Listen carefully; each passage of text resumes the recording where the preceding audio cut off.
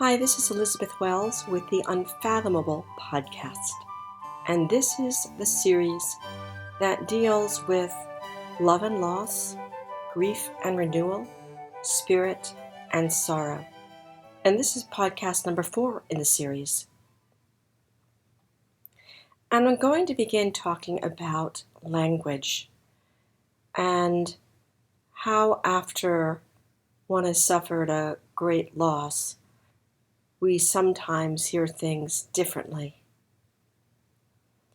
In grieving, what I have found in the community of grievers that I know and have met through my life, we often need to be heard. And this is a very human need, the need to be heard, the need to be received. And often, we don't find that. After a certain period of time, people want us to have moved on, gotten better, gotten over it. But when you have lost the person who is your soul, there is no moving on except with them. You never move on from them. There is no getting better because you are never sick. You're grieving. And you don't get over anything. So what happens is that we start to feel more lonely, more isolated, especially around the people we sometimes want to have hear us and listen to us the most. Sometimes they are not able to be with us because they want to fix us. And in wanting to fix somebody, you actually diminish their grief. In thinking something is wrong with them, nothing is wrong. They are grieving. We don't want our grief managed. We don't want to be put under a microscope. For example, a year and a half now about after my mom's passing, people are saying, "Oh, you're doing better," or "You're more turned towards the world." Or somebody the other day said, "You're singing again." And to me,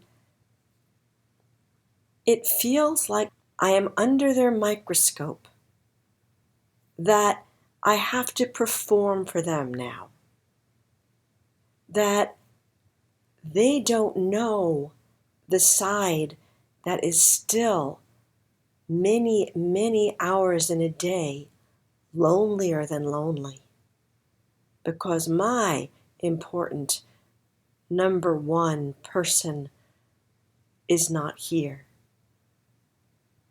We don't want to be evaluated or assessed or told we're doing better. We don't want to hear your prescribed set of rules or stages or systems. We did not sign up for that. That was imposed on us.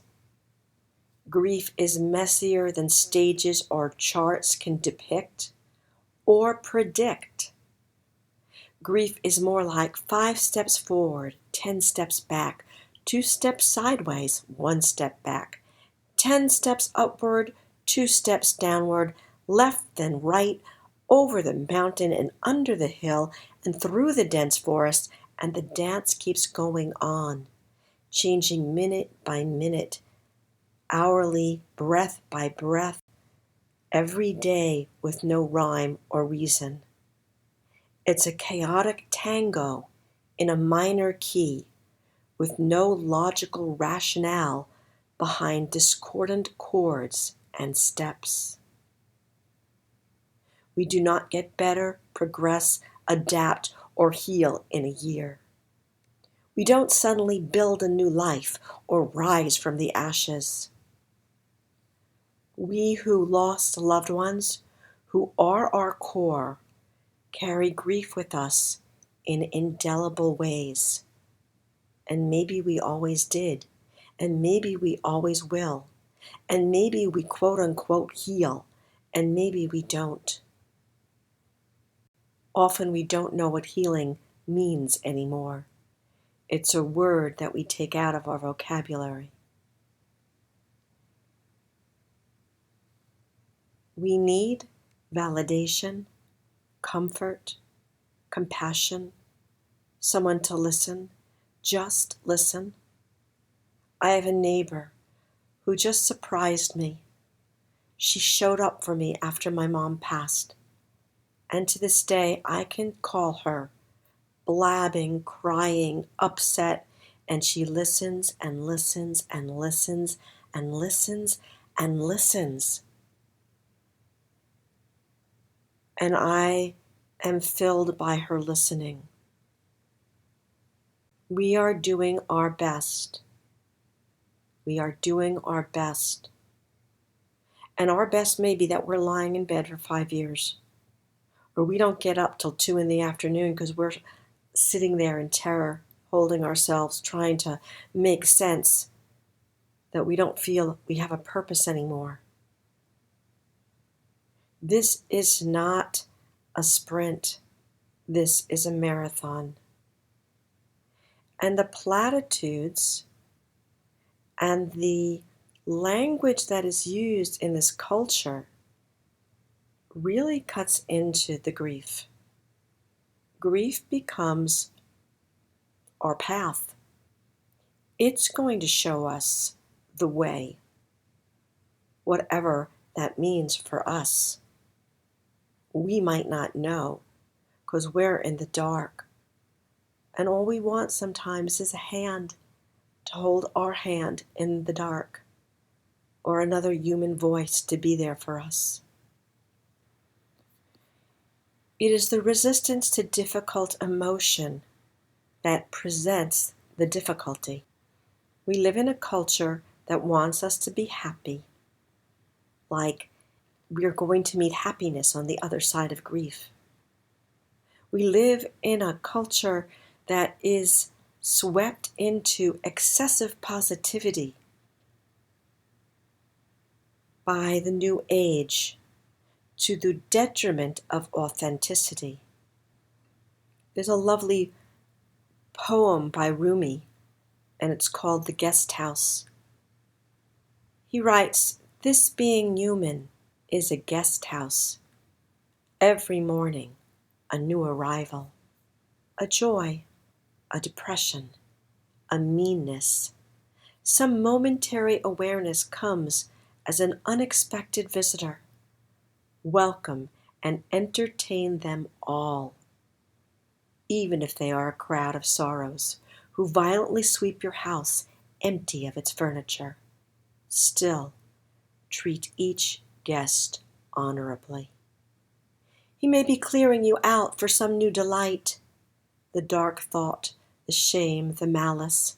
Meet them at the door, laughing, and invite them in.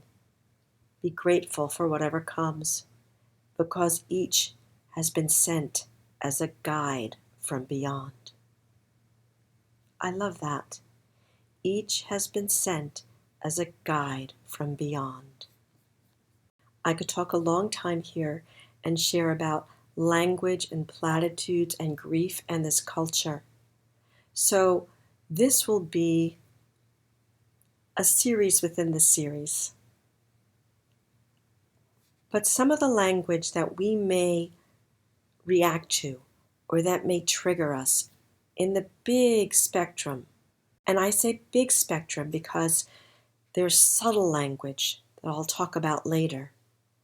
But some of the language in this culture that's used often that we bristle at are the words better.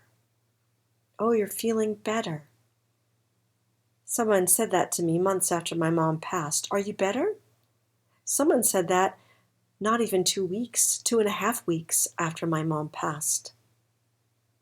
Oh, you've adapted. You adapt to a bad hair day or a new school or a job. You don't adapt to loss. People might say, it's a gift. And we think, what the hell? There's the traditional, get over it, move on, move forward. We don't know what that means. Our world ended as we knew it.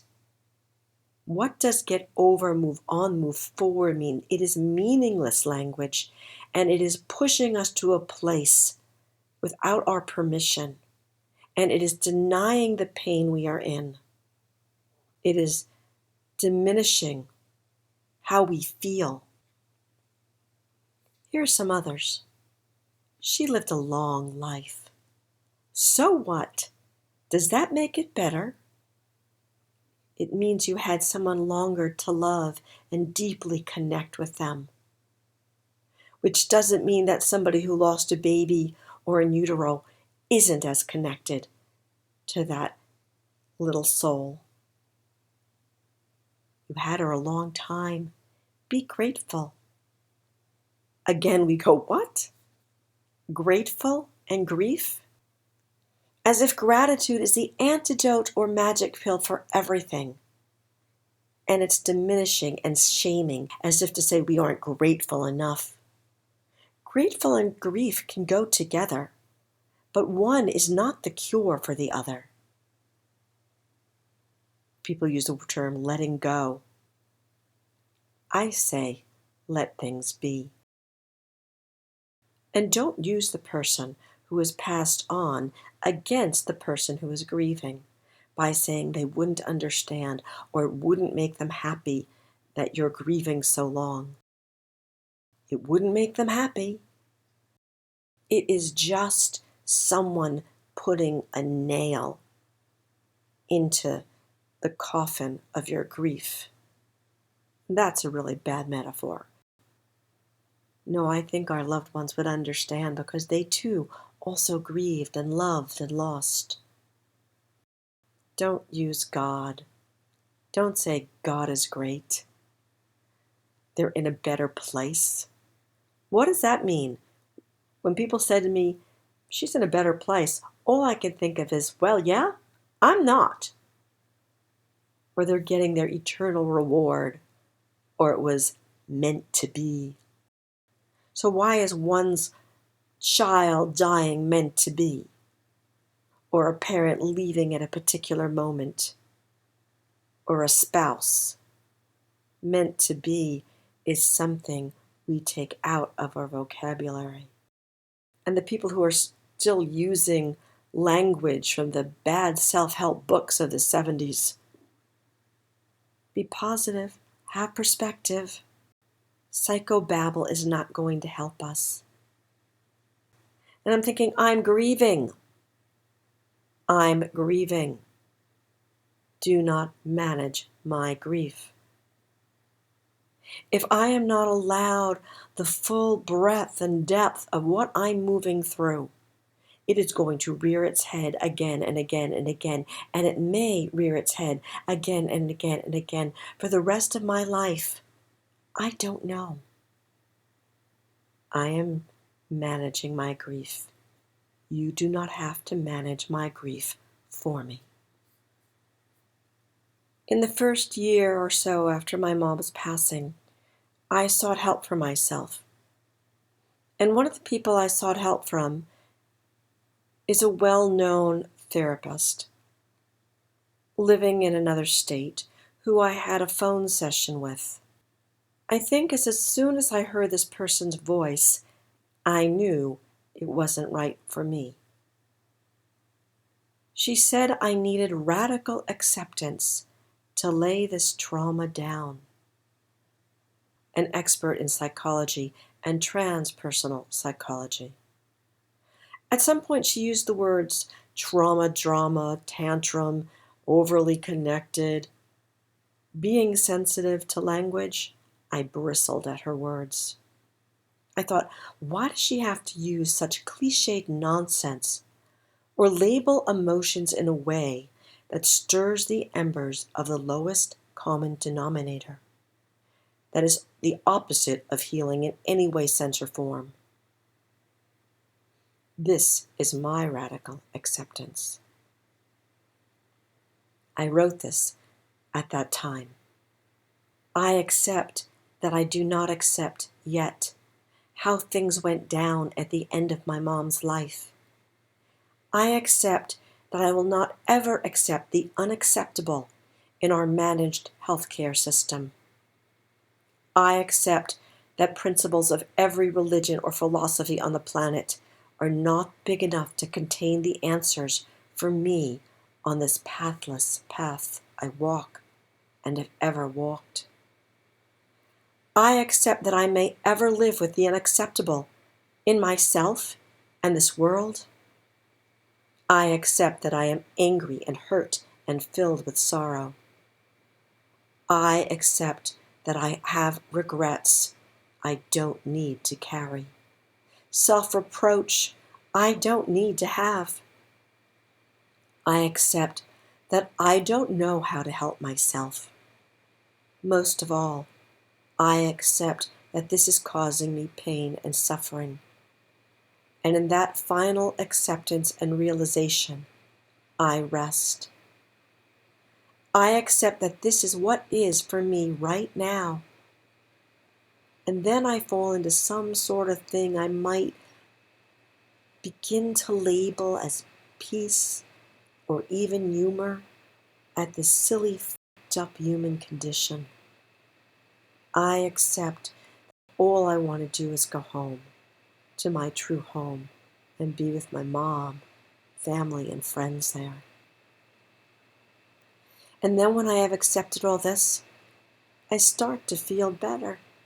And it makes me chuckle at the silliness and seriousness of this professional person's calling to alleviate the pain of others by telling them that they need radical acceptance.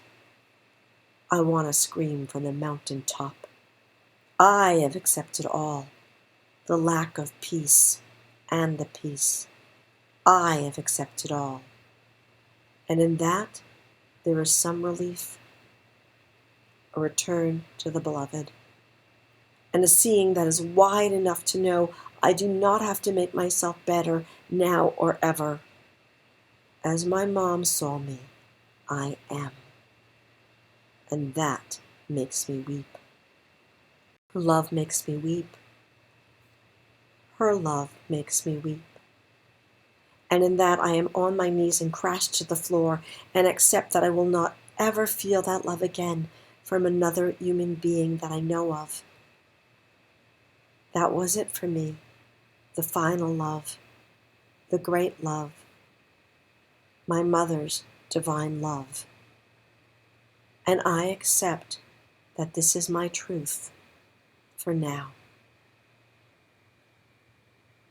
What we need again is validation, comfort, compassion, someone to listen, a hand in the dark, someone to show up, to call us, to be with us, not to try to make us better in your eyes. Yes, there are moments we may feel quote unquote better, but don't come to us with your agenda. Grieving is a minefield. There are triggers everywhere. The smallest, most innocuous thing might set me off, and you will never know because I hide it from you, or it wouldn't make sense to you. There is no logic or rationale behind feelings and love. It's a minefield. And I know it's a minefield for those who are trying to understand and who want to find the words to comfort. It's a minefield for you when you say something with good intentions and it sets us off in a blaze of fire and fury, or we shut down. In this podcast, I'm trying to give a bridge here of what serves us. But grief to an individual, it's as massive and vast as the stars, no two people are going to grieve alike. And that's what makes it so hard and strangely beautiful that we are so unique in this world, even in our sorrow. A friend called me shortly after my mom passed that she was going to visit a friend of hers whose mother was passing. She asked me, how do I be with her? I can't tell you specifically what I said, but I think I told her, go and listen. Don't try to make her better. She will apologize for her grief. Tell her it's okay, that she doesn't have to apologize. Just be there. Listen. Hold her. My friend called me later and said, thank you. Thank you. It's all she needed. A close friend of mine, who is a therapist, told me that she herself had never loved like this or lost like this, but she was trying to understand deeply. And she wrote me some beautiful words one day. I am humbled to witness you moving through your process in your own time and your own way. I begin to think that I see you putting pieces back together, yet do not wish to want that for you, because it seems that my wanting your to put pieces back together would be more imposing of external desires for you.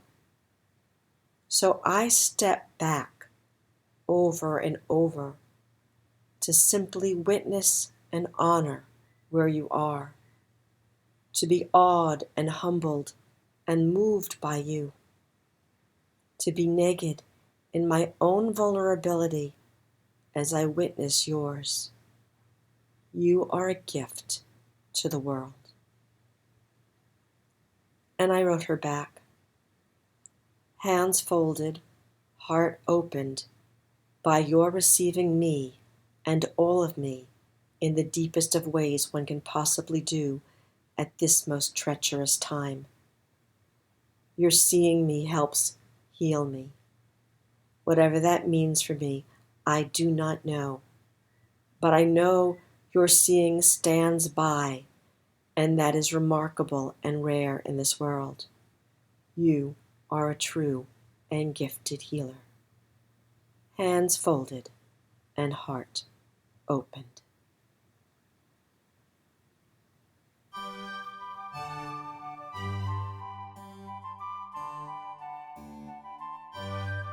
You have been listening to the Unfathomable podcast with Elizabeth Wells. If you'd like to learn more about me or my work, please visit my website, www.elizabethwells.com. That's Elizabeth with a Z, and Wells is spelled Welles, elizabethwells.com. I invite you to sign up for my newsletter or contact me through my website on the contact page. Thank you for listening today. Thank you.